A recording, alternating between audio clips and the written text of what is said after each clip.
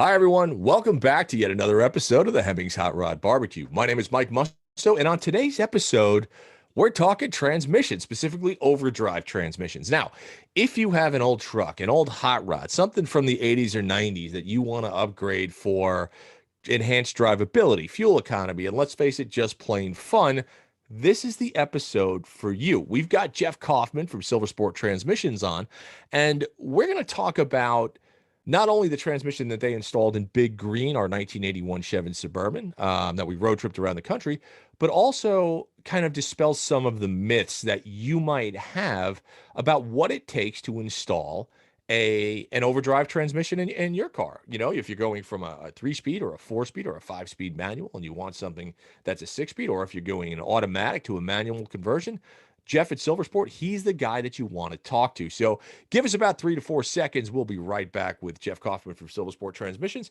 and we'll see you all shortly.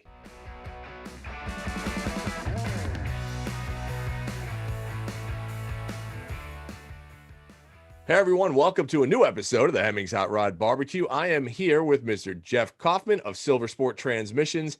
And for those of you that don't know, well, Jeff and Silversport were instrumental in getting our 1981 Big Green Suburban across the United States in a fashion, well, that, let's just say, let us drive it and enjoy it and experience it. So Jeff, how you doing today? I'm doing very well, Mike. How are you? I'm doing good, man. I'm doing good. Good. You know, we just completed another 1,200-mile round trip journey last week. We drove there was a SEMA Cares event in Las Vegas, and we actually drove the Suburban from San Francisco to Vegas and back. Yeah. And, you know, there out of everything I think we did to this truck, and for those that don't know, you'll be seeing a series on this in September, but we bought a 1981 Chevrolet Suburban that you've seen on Hemmings, seen on social media. We drove it 3,700 miles across the country, and every single stop that we did, we upgraded the truck. And one of the first stops was at Jeff's spot at Silversport Transmissions in Rockford, Tennessee, where Jeff and his team spent 4 days installing the transmission. It was about 4 days, yeah. It was about 4 days, and it was probably the greatest mod that we made. I mean, it made this truck. We installed a Tremec TR4050, and Silversport is a Tremec dealer. Astonishing the difference in drivability that a new transmission can make to an old vehicle. Astonishing. Yeah, and that's really agrees with everything that we hear from our customers, that once they get an overdrive, an extra gear, they can get on the highway and drive it to a car show or drive it somewhere else where they couldn't do that before. And you could, but it was kind of annoying, high RPMs, engine gets hot and so forth. So yeah, and that's one of the things I want everybody who's listening to understand is that, Silversport is obviously a vendor, and they're obviously a supplier of Tremec's transmissions and whatnot. It's the product that kind of sells itself. Now, I've been doing hot rod stuff for a long time. I've got 8 different cars in my stable. All of them have some type of overdrive transmission in it because it actually makes the experience and ownership that much more enjoyable. And what do I mean by that? Well, when we first got the Suburban, we picked it up in Michigan, and we drove the first night. We cannonballed from Michigan 600 miles down to Rockford, Tennessee, to Jeff and his group. Literally had no idea what we were spinning. I think, Jeff, when we got there, we calculated this thing had 373 gears in it. And we were probably spending like, I don't know, 3,800 RPM or whatever the case was. We were getting 8.5 miles to the gallon or some obscene thing like that. And the Tremec 4050 is the truck transmission. Is that right? Truck and off-road transmission? Yeah, so it's a heavy duty transmission, 600 torque capacity. It's a 616 low gear, 6.16 low gear, 0.76 fifth gear, which is a 24% overdrive. But the nice thing about it, it does accept a transfer case, so it's perfect for the Suburban, Land Rovers, Jeeps, Ford trucks, Ford Broncos, all kinds of stuff. So and I think that's something that I'm not sure if everybody understands, right? This transmission, as well as most of the Tremec products, right? They're not application specific, right? You could put them in didn't you? I just was on your website because I have a Bronco. I've got like a 96 Bronco. Didn't you just put one in like a 90 Bronco? You put in like, right? A square front Bronco? Yeah. Yeah, so that's a 90. The one that's here, it's a 90 model, 1990. It's a 5-liter engine, and it's the Hmm. same exact transmission that is in the Suburban, but in the Ford Bronco. And the difference in that one is it has a longer input shaft. So Okay. for Mopar and Ford, mainly Ford, we do a longer input shaft, and that allows room for the bell housing adapter to afford, to adapt this transmission to a Ford bell housing. There's an adapter up front for the Ford bell housing, and then there's an adapter on the back side for a Ford NP205, Borg Warner 1345, Borg Warner 1356 transfer case. So Okay. it's very adaptable to multiple applications. Let me ask you this. When did you guys first see the need for overdrive transmissions? Because I mean, up until I want to say the mid 1980s, right? There were still plenty of things, or early 19, still plenty of things running out with 3-speed transmissions and Hmm. 3-speed gearboxes and stuff like that, right? Like, if you bought a car, most things had like a 3-speed transmission, and then you get a 4-speed overdrive, and now of course we have 8, 9, 10-speed Right. transmissions or whatever. When did the need first start? When did hot rodders, when did enthusiasts first started to realize they needed an overdrive transmission? And how did Silver Sport come into being? Was it because they saw that need? Was it because um, people were just looking around being like, I can't spin at $4,000 at 80 miles an hour. Like it's just not acceptable. So how did the company start? Well, I think what originated the need for overdrives in these cars, people get used to driving modern cars. Hmm. Modern cars are nice and quiet, low RPMs, all that stuff. Yeah. Back when these classic cars were new, that's all people had, right? They didn't understand overdrive, or cars Yeah. did have overdrive back then, but as far as the classic car market gravitating towards overdrives, I mean that probably, I would imagine, started back in the 90s. People would start early on with 700 R4s Yep. or things like that. The T5 has been popular forever. So Hmm. that stuff has been swapped, for decades. But as far as Tremec, I've been doing this for 14 years. As far as Tremec, I think probably the Tremec movement, best that I understand it, probably started back around the year 2000, Hmm. maybe a little bit before that. So as far as how Silver Sport transmissions got started, the building that we're in, there used to be a company here called Keesler Engineering. Hmm. And Keesler Engineering was a powerhouse in the Tremec market for many years. And they had a steady decline due to various reasons, ended up in Chapter 7 bankruptcy. So at that point, an investor group out of Oklahoma purchased the assets from the U.S. bankruptcy court, bought the building, and fired up Silver Sport transmissions in this facility back in 2014. Okay. Yeah. So I've been in this building myself since 2007. Gotcha. Okay. And now, for those that don't know, when Jeff talks about this company called Keesler, back in '05, '06, around there, in my Daytona, we have a TKO 600, which is, an older Tremec unit.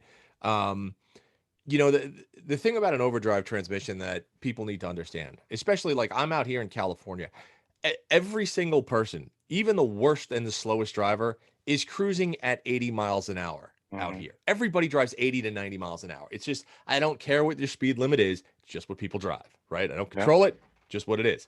So when you get into these cars and you start driving these cars, say if you're running, a perfect example, like my old 68 Charger, if I have the 727 in there with a 3-speed, unless I have a completely dead gear in the back, right? I'm not really going anywhere. If you have something like a 355 or a 410 gear at 65 miles an hour, you're spinning 35, 3700 RPM, depending on Hmm. the tire size in the rear. Right. When I first got involved in doing transmission swaps, I was blown away by the difference that it made, because so many people, and there was that old adage, right? You'd see an old muscle car in the right lane doing 60 miles an hour because they were running 410s or whatever the case is. Right. Right. As somebody who has literally hundreds and hundreds of thousands of miles in old cars, an overdrive transmission is one of the best modifications that you can make to your car, to your truck. And trust me when I tell you this. When we did the Suburban, what was the gearbox that originally came in that? That was an SM 465. Okay, so that gearbox had been manufactured for how many decades? I think since the 60s. Yeah. So all of them basically, right? Yeah. Yeah. Right. um, it worked, right? But every throw that we had was like rowing a boat, Yep. right? Long throws. The first gear was a granny low. That was for kind of you would start the thing in second gear. Right. Um, but you would be out of steam really, really quickly. And your mileage suffered, everything suffered. When we went to the TR 4050 in the Suburban, one driving, and you guys will see the videos, they're coming out in September, how precise the transmission is, how much more fun the truck is to drive. Now, you're talking about a 6,000-pound big green shoebox of a truck. So when I say, is it fun to drive? I actually mean it is fun to drive because you can actually row through the gears in this thing. Your shifts aren't 2 feet in each direction. It's just click, Right. click, click, click, click, click. I was astonished. And we picked up, I don't know, 4 or 5 miles to the gallon cruising, which is, on when you're talking about something that's 6,000 pounds, that's a big difference. It's a huge It's a big difference. bonus. Yeah. It's a big So, bonus. And that really applies to the whole Tremec line, whether it be a T5 or the new TKX or the Magnum 6-speed. mhm. You get those same benefits in the entire product line. The tight shift pattern, short throws, everything's precise, Yep. and things just work. And the gas mileage, nobody has these cars for fuel economy. They're for Right. fun. Who cares what kind of gas mileage you get? But that is an added benefit of these. I mean, listen, I'm not going to lie. We're in California. We're paying $5 a gallon. Gas mileage is nice. Like Yeah. even if you're picking up 2 to 3 miles a gallon and you've got, like, my Bronco has a 33-gallon tank. Hmm. Okay. So 2 to 3 miles to the gallon, that's massive. Yeah. That's a massive thing. But one of the other things I want to touch on, and when we were down at Silver Sport, Jeff was kind enough to take us on a great tour of the facility, and you'll see it all in the video series. What I didn't really know was the application was such that with the transmission, like we talk about the TKX, which is the new transmission from Tremec, right? It's a very small, compact unit. They can tailor the transmission. Well, the transmission stays pretty much the same, but they could tailor and fill in the blanks here for me, Jeff. The shift position, the shifter, everything, so that if you wanted to install it in like your Cuda or your Camaro or your Mustang, it looks 100% factory. And it's factory housing, factory console. I don't think a lot of people understand that, but my God, does it make a difference? It does make a difference. These transmissions out of the box, I refer to them as being probably not the best way to describe them, but they're generic. They're not really Mhm. made to fit anything specifically. So what we do is there are numerous shifter positions. I think as far as unique shifter locations, we do about at least 25 or more, and there's variations of that. So, Yeah. you know, if you've got a Mopar B body, A body, E body, they're all different shifter locations. Yeah. Especially E body is very specific. Corvette, 64 to 67 Chevelle, Mustang. There are multiple, and that's what people don't. What I see is people don't grasp that fitment part of it. They think, well, this is a Tremec. It fits everything, and that's not really the case. So they might buy one from, say, one of the big online catalog retailers. I had Yeah. one just the other day. The guy said, I bought this and it doesn't fit. And I'm like, yeah, well, it's not going to be close. It does require some customization. So that's really what we specialize in here, is customizing the transmission to make it application specific, provide the cross member, the installation instructions. If you have to cut the floor, we supply a template and sheet metal. Tech Mhm. support, tech support after the sale is huge, Yeah. because a lot of these guys install these at home, just like we would. Mhm. And maybe it's their first time doing something like this, and they have Right. questions. Where does this go? Or they're not sure of something. So tech support after the sale is big too. Yeah, I think that's huge, right? I think a lot of people will try to take this on as a DIY project, and a lot of people can do it, and that's fine. But customer service is such a monumental element here, right? And I think that's when we were down there with you guys, we found that to be the greatest thing. If I had a question or Alana had a question on the Suburban, there wasn't everything was explained in layman's terms. And I think that is a very key thing, right? When you're talking to the enthusiast who has some mechanical knowledge, but might not be a full-time wrench, right? Being able to break it down in a way that the average person can understand is Mhm. huge. And we worked with yourself, we worked with William and Bill and Shane, who were just absolutely outstanding.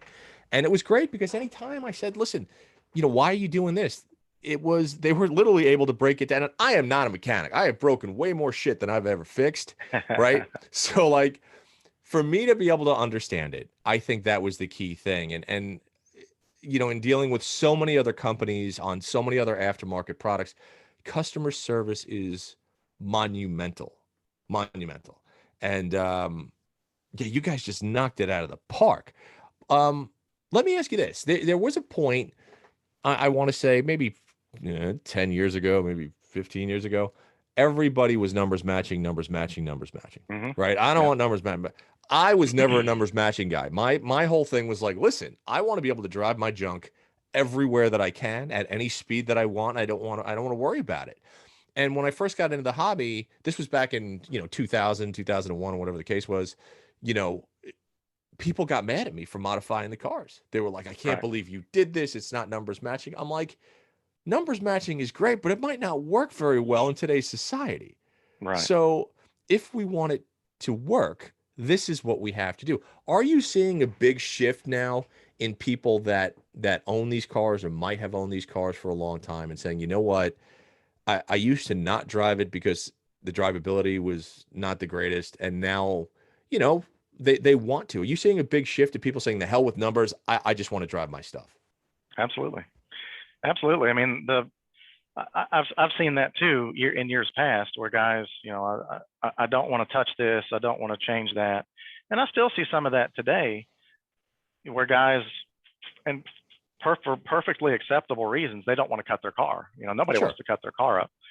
So, but yeah, there's Mopar specifically Mopar guys used to be The very worst. particular I'll about their say it. cars and so forth. And Yeah, the worst. so, so, but yeah, even in recent years, there's been a huge shift in the Mopar crowd, and guys moving away from that idea of keeping it bone stock, not changing this or not cutting that. Definitely seen a shift in that for sure. So, absolutely.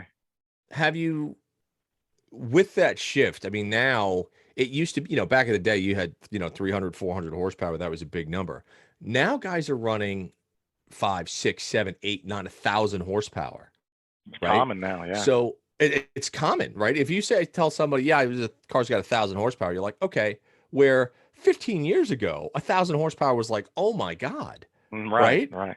Yeah. And I think with the technology, making 1,000 horsepower now is just not. I hate to say it, it's not difficult. Where, Right. I mean, like when we were kids, could you imagine if somebody said I have 1,000 horsepower big block? It would be Oh, blow your mind. undrivable, Yeah. right? Yeah.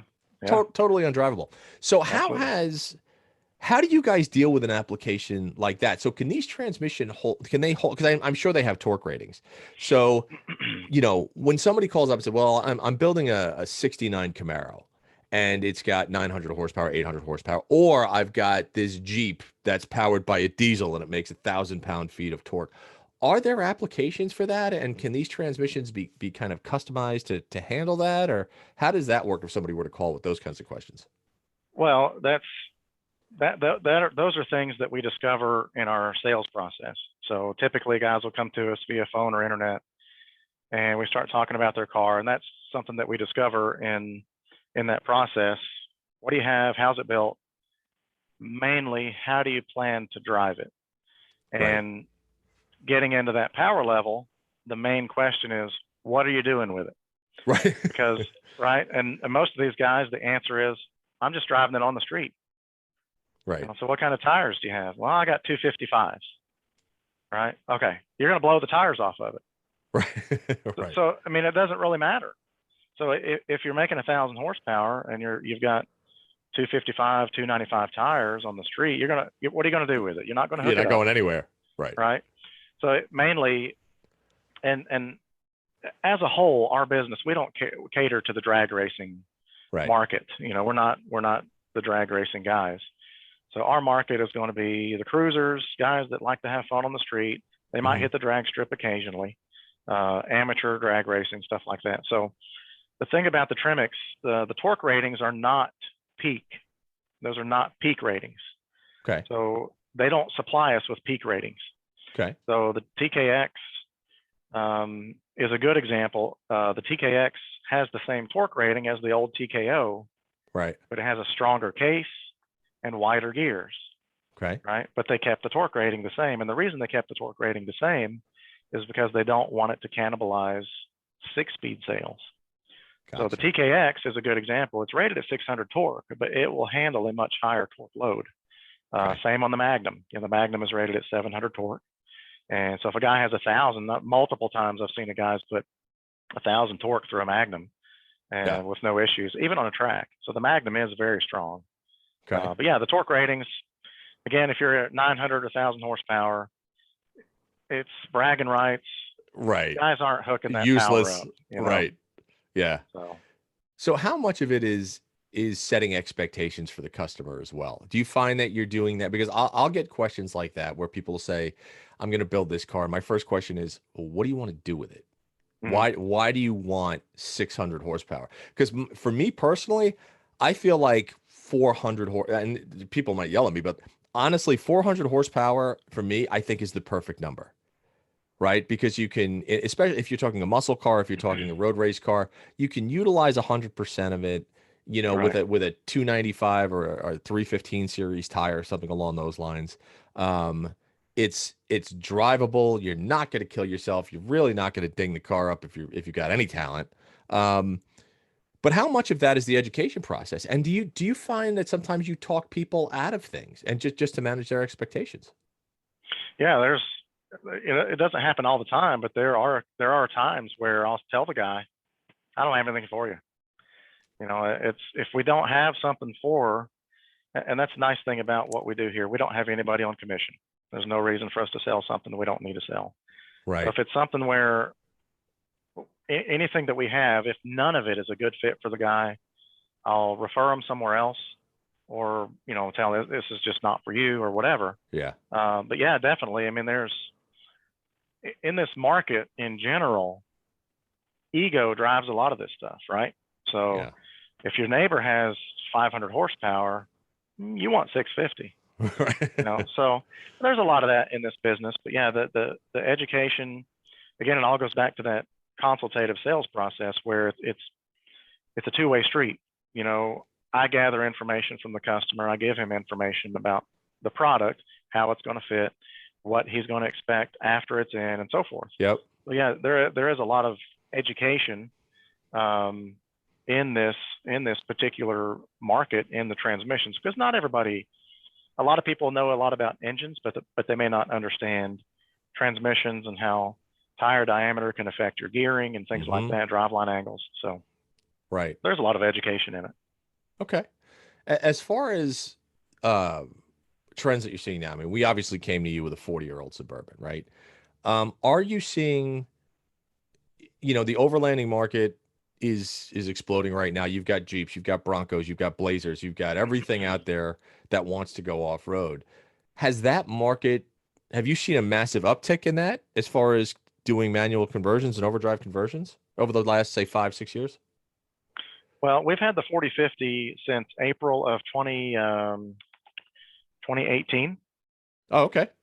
So we've had it a little bit over 2 years. So, we're pretty new in that market. But yeah, but just in the short 2 years that we've had this transmission, and we've learned a lot about overlanding and rock crawling and things like that. So it's a huge market. It's probably just as big as the classic car market. It's a very big market. Yeah. So it's between Jeeps. Jeep is huge. Like the Bronco, the brick nose Bronco we just did. Yep. Those are popular. Broncos in general are popular, have been for years. But yeah, four-wheel drive trucks. I mean, there's a whole market there just in that segment, just like classic cars. So has anything surprised you with what people have asked for? Like if are like, do you get a lot of let me ask you this, do you ever get any type of European car that comes in? That like, do you guys service a European market, or is it mainly Um, American hot rods and off-road? Occasionally. Now there's Jensen Interceptors. Sure. We get occasionally because they had 440s. Yeah, sure. So the main thing that we've done there is our A41 automatic, Okay. automatic overdrive, Jensen Interceptors, and there's some kind of Italian something that has Corvette drivetrain. It's been a while since I've done one of those, Right. but typically if we do, it's powered by an American V8. Okay, gotcha. Yeah. Gotcha. So So what we've got SEMA coming up in a couple of months, right? Um, where do you see the trends going? Do you think, especially with, well, all right, I'm going to throw this question out to you. EVs oh yeah. is the, right?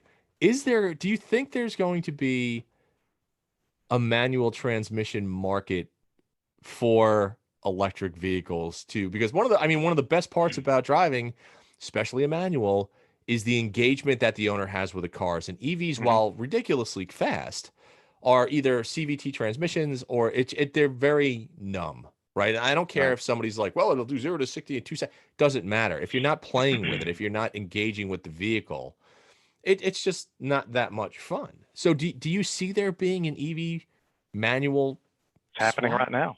Oh, is it Happening really? So now. did you are you have you Happening guys now.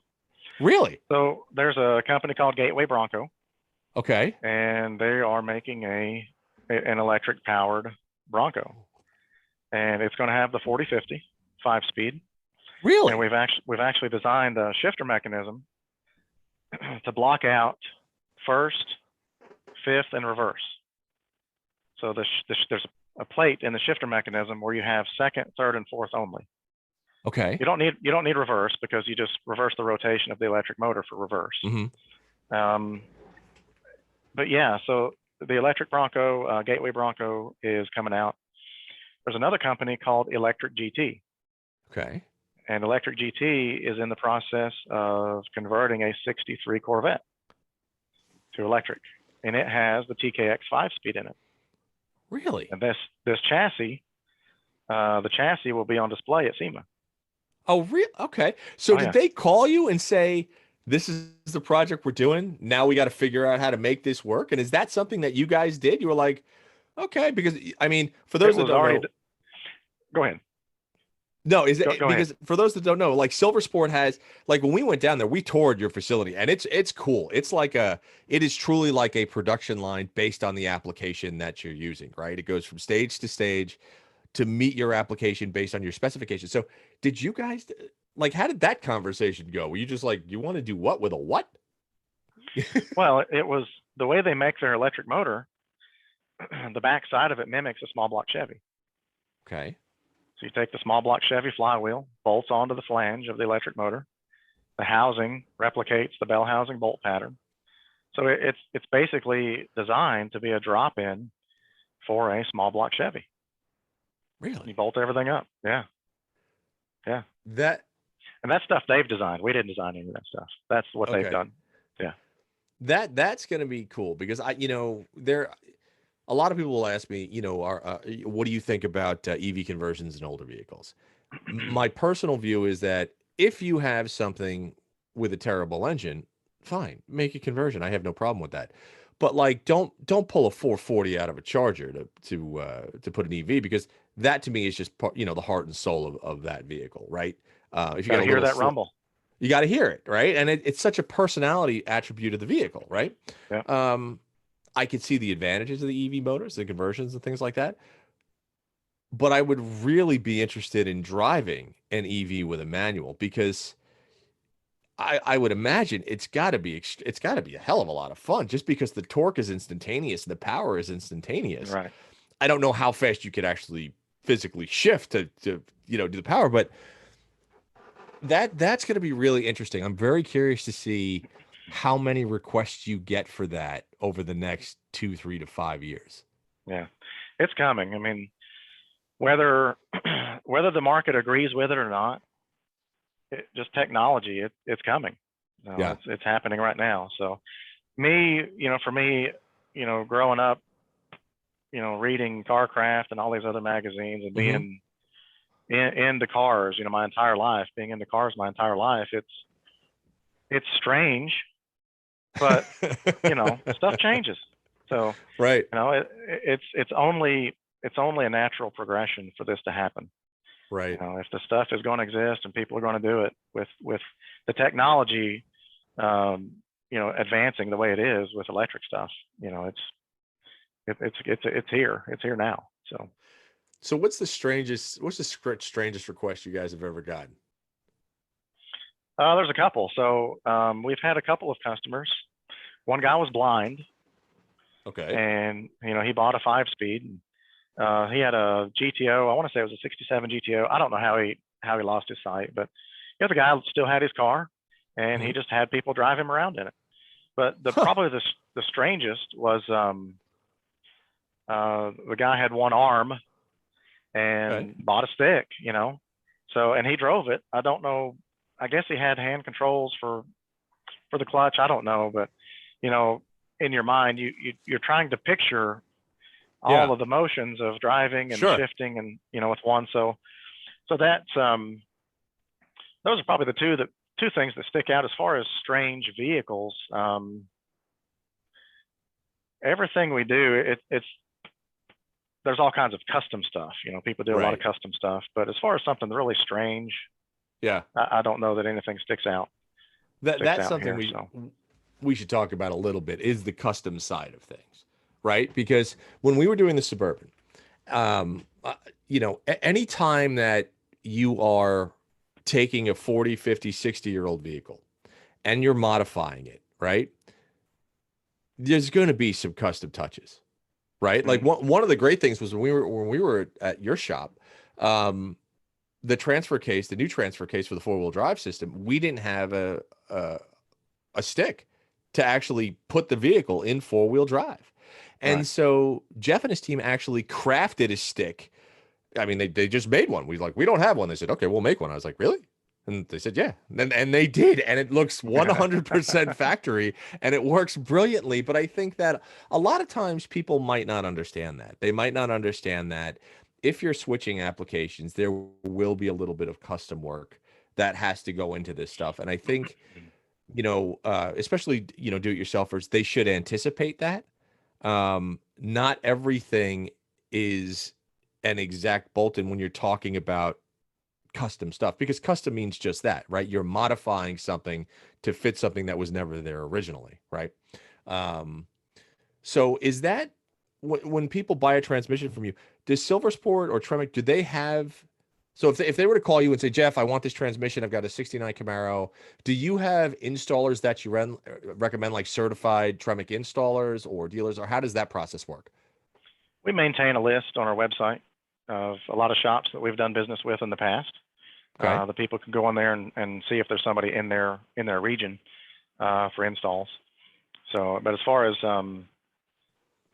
fitment, one thing I want to touch on, you bring up custom stuff and what to expect. So these cars, you know, are getting up there in age, and they may have had 20 owners. Right. They Yeah. may have had, and some of those owners, while they may have had good intentions, they shouldn't have been working on a car. No, no, God, no. So there are a lot of cases where sometimes things have to be corrected before you can even Hmm. do the install. Maybe something was installed wrong, or somebody put a Corvette transmission in a Camaro, the shifter location and the floor is wrong, where it Right. might look right, but then we send a transmission out for a Camaro, and the guy calls, "Hey, this shifter's in the wrong place. Give me some measurements." Well, that transmission's out of a Corvette, sir. So there are things like that. So Right.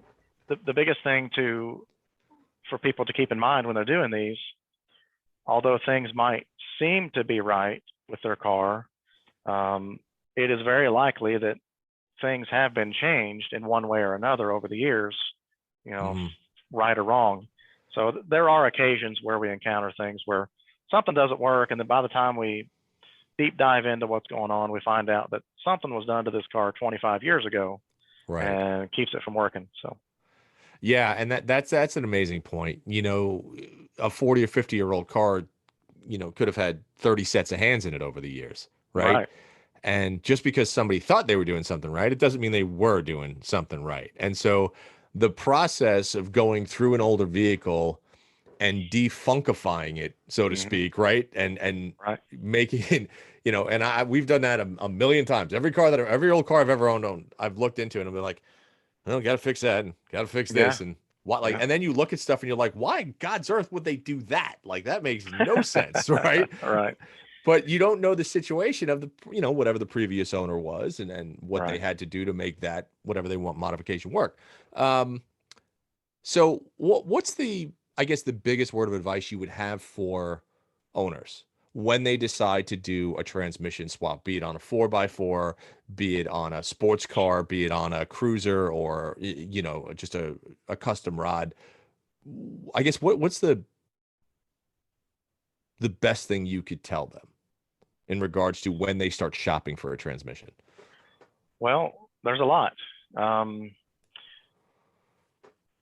the biggest thing to realize, if a guy could get into something and drive it first, their wallet would fall out of their pocket. They'd be ready to buy it because it really does make that big of a difference. But most of these guys, Yes. they don't have the luxury of driving one of these first. They may have Hmm. heard about it, they have a friend, or they may have somebody that ran into a show, or they see them and they think, oh, that's something I want to look into. Yeah. The biggest things to think about, the end result, as everybody says, it's going to be the best modification you can make to the car, truck, Yeah. whatever. But the biggest things to consider are your planned use. How are you going to use Hmm. it? Yeah. If this is something where you drive it 200 or 300 miles a year and that's it, and it sits in the garage most of the time, yeah, maybe not be for that guy. But in many cases, that person that says I only drive it 300 miles a year, once they get an extra gear, they're in it all Yeah. the time. Right. But where you buy the transmission is important, and not trying to make this sound like a commercial for Silver Sport transmissions, but where you buy it is important because buying through a Tremec distributor, you're going to get the proper tech support. You're going to Hmm. get parts that fit together. You're going to know things work. You've got somebody to stand behind it after the Yep. sale. If you buy it from a big online retailer with popular names, sure, you might get a transmission, but you're not getting the installation parts that you need or the proper tech support after the sale. If you have a Right. warranty concern, that person can't help you with a warranty concern either.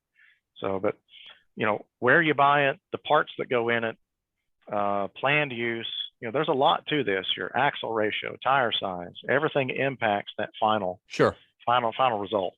So, I think that's another thing that people need to understand is how much they actually drive, right? So to give everybody kind of an idea, when we were in there with the Suburban, right, we knew we were going to drive this thing a whole, a long way and stuff like that. Just the drivability aspect, and I agree with what you said. Like if customers are out there, if people are on the fence about getting an overdrive, the hot rod community is pretty damn good, right? mhm. If you know somebody who has done a conversion, ask to go for a ride in their vehicle. Ask to see what it's like. If you're really close with them, say, listen, can I drive your car for a mile just to see what it's like? Mhm. The difference in the technology between having an overdrive and not having an overdrive is monumental. And I don't think I can stress that enough. With the Suburban, like I said, when we were first going down from Michigan with it, I think we were probably spinning well over 3,000 RPMs, probably 3,500 RPMs at probably 70 something miles an hour. Um, Now the Suburban cruises at 80 miles an hour at 2470 Mhm. RPMs. That's outstanding because you have to think about it like this. You're not putting all that extra stress on the engine. You're not putting all that extra stress on the drivetrain, right? You are gaining fuel economy. You're gaining performance and engagement and fun. So a lot of people will look at this and be like, yeah, but it's a decent amount of money. And I think you have to say, well, what do you want? Right? Do you Mhm. want to be able to get in your car and do you want to say, well, you know what? I think I want to go on the power tour this year. But I can't, I got 410 gears. Get your overdrive transmission. Make that much of it. It will, I'm telling you, it will pay you back in spades just the way that you will enjoy your vehicle. And I know so many people that are on the fence, and I'm like, man, what are you thinking about? Like, Yeah. just, just do it for God's sakes. Yeah. It kind of boggles my mind after a while. You're just like, because I'm sure you get it all the time. People will ask you your opinion about stuff, and then don't take it. That's frustrating as Hmm. hell. Yeah. Well, there's another thing to think about too. So, or two points. So one, not only do you get the overdrive, but you're getting a much more pleasing shift. Oh Typically God, yeah. these Muncie's, A833s, Ford top, everything's wore out, right? Oh yeah. And your shifter sticks moving all over the place. I call it stirring a bowl of pasta. The stick's Yeah, just moving that's all over right. the place. It's sloppy. So, you get a tight shift pattern, shorter throw. It's much more pleasing to shift, which makes it more fun, Yep. because you know where the gears are. Yep. But the other thing that, along with fuel economy and lower engine temps and so forth, is if you're doing power tour, especially, is driver fatigue. If you're Oh God, running yeah. at 3,400, 3,800 RPMs, it's not fun inside the car. No. It's hard to have a conversation. Things are vibrating and all this stuff. If you get those RPMs around 22, 2,300, Yep. just the road trip itself takes on a whole new feeling. That's actually a brilliant point, and something that I think people don't realize, because think about just the wail of the exhaust at 2,200 RPM as opposed to 3,500 RPM, You're right. right? That's right. The temperatures. Think about going up any type of grade, right? About the heat that's being generated.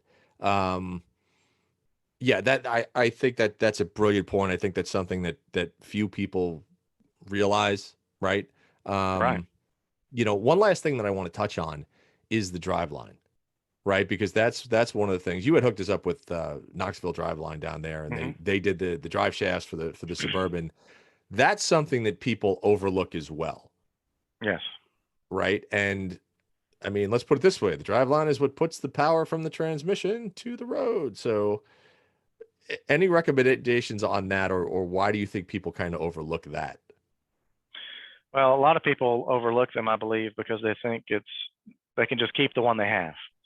So if you've got a drive shaft that's 50 years old, it may look fine on the outside. I've seen some where they might have just a small pinhole somewhere, and moisture gets in, and they actually rust out from the inside. Oh wow, So if you're going to do a new transmission, you've upgraded the engine, you've got your axle done, why in the world would you skip a drive shaft? right?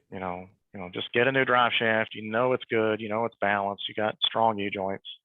If you're going to go to the trouble of updating and upgrading your entire drivetrain, you got to do the drive shaft.